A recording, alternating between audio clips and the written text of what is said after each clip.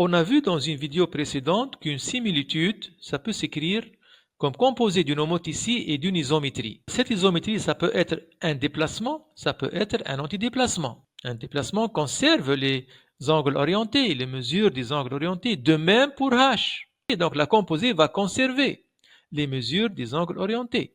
À ce moment-là, on appelle S une similitude directe. Ici, cette isométrie est un antidéplacement transforme les angles orientés en leur opposé. Avec H qui conserve les mesures des angles orientés, la composée va transformer les mesures en leur opposé. Une similitude directe est une similitude qui conserve les angles orientés. Une similitude indirecte est une similitude qui transforme les angles orientés en leur opposé. HIK, une homothétie, c'est une similitude directe, car on a vu, elle conserve les mesures des angles orientés. Tout déplacement. Les déplacements, ce sont des similitudes de rapport 1 et qui conservent les mesures des angles orientés. Donc, ce sont des similitudes directes. Tout antidéplacement est une similitude indirecte. S delta, c'est un antidéplacement, donc c'est une similitude indirecte. La composée de deux similitudes directes est une quoi d'après vous? Vous composez deux similitudes directes. L'une conserve les mesures des angles orientés, l'autre conserve, la composée va conserver. Deux indirectes. Alors la première va transformer un angle de mesure pi sur 4 en un angle de mesure moins pi sur 4. La deuxième prend cet angle-là de mesure moins pi sur 4, elle va l'inverser et vous donner un angle de mesure pi sur 4. Donc, elle conserve similitude directe. Une directe et l'autre indirecte. Elle va nous donner une similitude indirecte. Ceci ressemble à positif fois positif, ça nous donne positif. Négatif fois négatif, ça nous donne positif. Positif fois négatif, ça nous donne négatif. H, homothétie de centre I de rapport 2, composé avec une symétrie orthogonale. Alors ça, c'est une similitude directe, indirecte, donc ça me donne similitude indirecte. Rotation, une homothétie. Rotation, c'est un déplacement, donc similitude directe. Homothétie, similitude directe, ça me donne une similitude directe. La composée de 2025 similitudes indirectes est une quoi? Donc, chaque deux similitudes, leur composée va me donner une similitude directe. Donc, il me reste à la fin une toute seule, donc similitude indirecte. En général, la composée d'un nombre impair de similitudes indirectes, c'est une similitude indirecte. La composée d'un nombre pair de similitudes indirectes est une similitude directe. Si c'était 26 ici, ça sera ici direct. La réciproque d'une similitude directe est une quoi? Essayons de prévoir le résultat. Une similitude directe, si je lui donne un angle orienté dont une mesure est pi sur 4, son image sera un angle orienté dont une mesure est pi sur 4, puisqu'elle conserve sa réciproque. Elle prend ce deuxième angle dont une mesure est pi sur 4 et elle me donne le premier. Donc elle conserve. Similitude indirecte, je lui donne un angle orienté dont une mesure est pi sur 4. Elle me donne un angle orienté dont une mesure est moins pi sur 4. Sa réciproque, elle prend ce deuxième angle dont une mesure est moins pi sur 4 et elle me donne le premier qui a une mesure pi sur 4. Donc, elle inverse les angles orientés. Donc, elle est indirecte. L'une des méthodes pour démontrer ce résultat est la suivante. Je sais que f rend f moins 1 égale identité. Vous avez ici, par exemple, une similitude indirecte. F. Et vous savez que l'identité, c'est une similitude directe, elle conserve tout. Vous avez ici une similitude indirecte, vous composez avec une inconnue, vous trouvez une similitude directe. Donc ceci ne peut être que indirect. Donc retenez bien, la réciproque d'une similitude directe, elle reste directe, réciproque d'une indirecte est indirecte. Théorème. Théorème important, soit ABCD des points du plan tels que, on va voir ici qu'est-ce qui manque. Il existe une unique similitude directe qui envoie A sur C et B sur D. Il existe une unique similitude indirecte qui envoie A sur C et B sur D, même chose. Alors, quelle est la condition? Il faut que la distance de départ est non nulle. Yani A, B, la distance AB, c'est-à-dire A et B distincts. A et B différent de 0 et la distance d'arrivée aussi non nulle. AB différent de 0 et CD différent de 0, c'est-à-dire A distinct de B et C distinct de D. C'est un théorème important. Alors, comment le démontrer? Alors, je prends ici AB. Voilà, le A il est distinct de B. AB différent de 0. CD, donc ces deux conditions sont vérifiées. Pourquoi il existe une unique similitude directe qu'on voit le A sur C et le B sur D? Tout d'abord, je vais choisir un point E sur la droite CD que je peux prendre ici, je peux prendre à l'extérieur, de façon que CE égale à AB. Et je vous rappelle qu'il existe un unique déplacement qui envoie A sur C et B sur E, n'est-ce pas? Donc soit E un point de la droite CD tel que AB égale CE, il existe un unique déplacement G qui envoie A sur C et B sur E.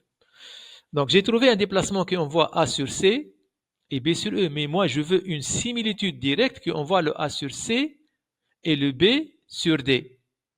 Alors ici, maintenant je vais demander l'aide à l'homothétie de centre C qui envoie le E vers D et l'affaire est terminée. Donc regardez bien. Je compose ici l'homothétie de centre C qui envoie E sur D avec G. Alors c'est quoi l'image de A? Je commence par G de A. G de A c'est C. Alors c'est quoi l'image de C par cette homothétie? C'est C car c'est le centre de l'homothétie. La même composée. L'image de B c'est quoi? C'est quoi G de B? G de B c'est E. C'est quoi l'image de E par cette homothétie? Cette homothétie envoie le E sur D, donc c'est D. Et voilà, j'ai trouvé donc une similitude directe. Pourquoi ceci est une similitude directe? Car c'est la composée d'une homothétie et d'un déplacement. Les deux sont des similitudes directes, donc leur composé est une similitude directe. Alors ici, il me dit quoi? Il existe une unique. Donc il y a existence et unicité. Soit F une similitude directe qui envoie le A sur C et B sur D, soit G une autre similitude.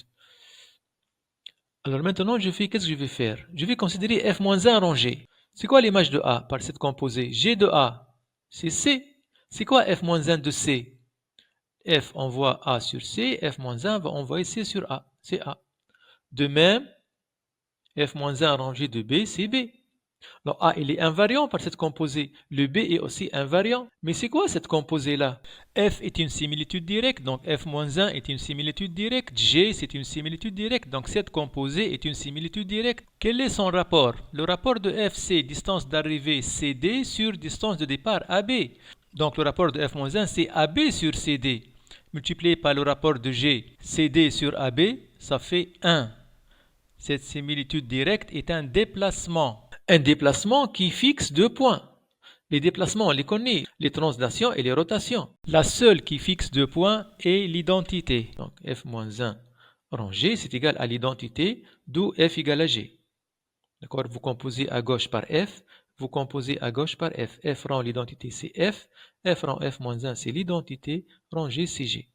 Alors, exemple pour mieux assimiler ce résultat. Alors, je vous donne ce carré-là, ABCD, de sens direct, E son centre, c'est-à-dire l'intersection des diagonales. Montrez qu'il existe une unique similitude directe qui envoie E sur A et B sur D, déterminer son rapport. Pour l'existence, donc, il suffit de dire que la distance de départ est différente de 0, ainsi que la distance d'arrivée. Alors, BE donc, c'est différent de 0, AD différent de 0. Son rapport, distance d'arrivée AD sur la distance de départ EB, AD sur EB. Alors, AD divisé par EB. EB, c'est la moitié de la diagonale, donc un demi BD, mais BD, c'est diagonale dans un carré, c'est le côté multiplié par racine de 2. Ok, donc le EB, c'est AD racine de 2 sur 2. Le AD, je le laisse, égale racine de 2. Soit est-ce une similitude directe, A et B, deux points distincts d'images respectives A' et B'. N'importe quelle mesure de l'angle AB, A'B' s'appelle angle de la similitude directe. Jusqu'à maintenant, on sait qu'une similitude directe admet un rapport. Alors, il y a une nouvelle chose, elle admet un angle.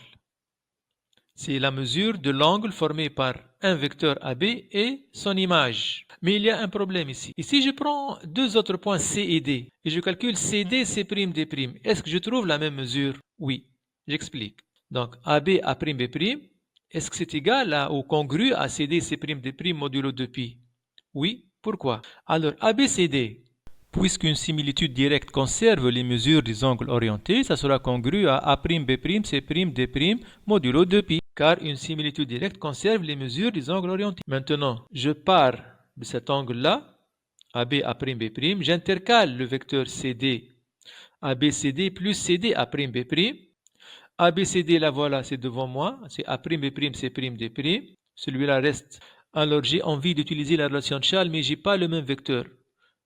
Mais si je regarde ici, le deuxième vecteur, c'est A' B'. Ici, le premier, c'est A' B'. Donc ça devient CD, C' D'. Une translation est une similitude directe d'angle combien? Je considère un vecteur U, l'image de ACB, l'image de CCD. Comment trouver l'angle? Donc, c'est une mesure de l'angle ACBD. Donc, je commence par un vecteur, puis son vecteur image, ACBD, n'est-ce pas? Ma translation envoie le A vers B, C vers D. Pour trouver l'angle, je cherche une mesure de ACBD.